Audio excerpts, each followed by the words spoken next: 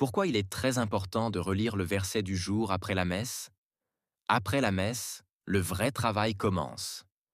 Quand tu sors de la messe, ton esprit a reçu la parole de Dieu, mais ton âme a besoin de la méditer pour qu'elle porte du fruit.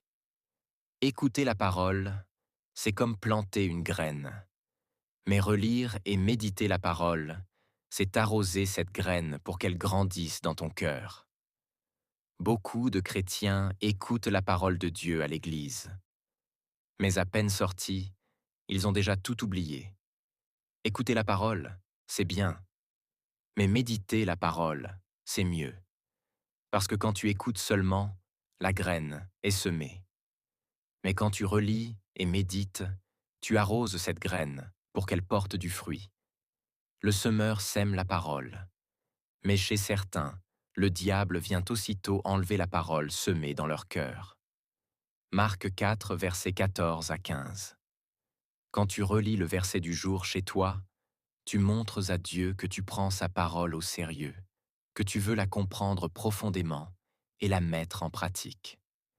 Pourquoi il faut demander à Dieu de t'aider à comprendre? La Bible n'est pas un simple livre humain. Elle est inspirée par le Saint-Esprit. 2 Timothée 3, verset 16.